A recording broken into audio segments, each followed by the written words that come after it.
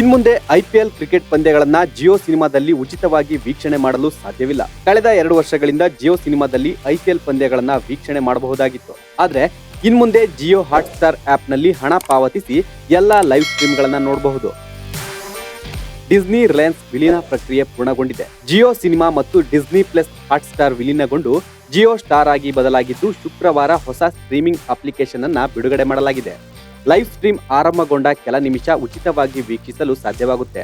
ಈ ಉಚಿತ ನಿಮಿಷಗಳು ಕೊನೆಗೊಂಡ ನಂತರ ಚಂದಾದಾರಿಕೆಯ ಆರಂಭಿಕ ಬೆಲೆ ₹149 ಆಗಿರುವ ಪುಟ ಕಾಣಿಸಲಿದೆ.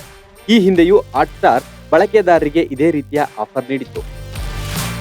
ಡಿಸ್ನಿ ಪ್ಲಸ್ ಹಾಟ್ಸ್ಟಾರ್ ಮತ್ತು ಜಿಯೋ ಸಿನಿಮಾ ಎರಡನ್ನೂ ಸಬ್ಸ್ಕ್ರೈಬ್ ಮಾಡಿದ ಚಂದಾದಾರರು ತಮ್ಮ ಯೋಜನೆಗಳು ಮತ್ತು ಪ್ರಯೋಜನಗಳನ್ನ ಈಗಲೂ ಪಡೆದುಕೊಳ್ಳಬಹುದು. ಜಿಯೋ ಸಿನಿಮಾ ಸಬ್ಸ್ಕ್ರೈಬ್ ಮಾಡಿದ ಚಂದಾದಾರರು ಈಗಲೂ ಆಪ್ ಪ್ರವೇಶಿಸಬಹುದು. ಆದ್ರೆ ಕಂಟೆಂಟ್ ಮಾತ್ರ ಜಿಯೋ ಹಾಟ್ಸ್ಟಾರ್ ನಲ್ಲಿ ಪ್ಲೇ ಆಗುತ್ತೆ.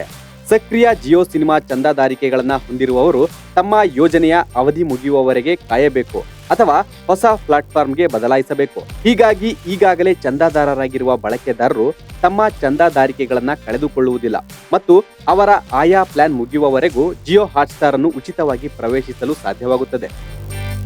2017ರಿಂದ 22ರ ಅವಧಿಯ ಐಪಿಎಲ್ ಟಿವಿ ಮತ್ತು ಡಿಜಿಟಲ್ ರೈಟ್ಸ್ ಅನ್ನ ಡಿಸ್ನಿ ಹಾಟ್ಸ್ಟಾರ್ 16,347 ಕೋಟಿ ರು ನೀಡಿ ಪಡೆದುಕೊಂಡಿತ್ತು.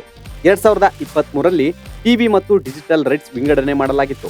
2023ರಿಂದ 2027ರ 410 ಪಂದ್ಯಗಳಿಗೆ ಡಿಜಿಟಲ್ ಹಕ್ಕುಗಳನ್ನ 23,758 ಕೋಟಿ ರುಗೆ ವಯಾಕಾಮ್ 18 ಪಡೆದುಕೊಂಡಿದ್ರೆ, ಟಿವಿ ಹಕ್ಕುಗಳನ್ನ ವಾಲ್ಟ್ ಡಿಸ್ನಿ ಕಂಪನಿ 23,575 ಕೋಟಿ ರು ನೀಡಿ ಖರೀದಿಸಿತ್ತು. ಲೇಟೆಸ್ಟ್ ಹಾಗೂ ಇಂಟ್ರೆಸ್ಟಿಂಗ್ ಸುದ್ದಿಗಳಿಗಾಗಿ ಬಾಸ್ ಟಿವಿ ಕನ್ನಡ ಚಾನೆಲ್ನ ಸಬ್ಸ್ಕ್ರೈಬ್ ಮಾಡಿ. ಹಾಗೆಯೇ ಬೆಲ್ ಐಕಾನ್ ಪ್ರೆಸ್ ಮಾಡಿ.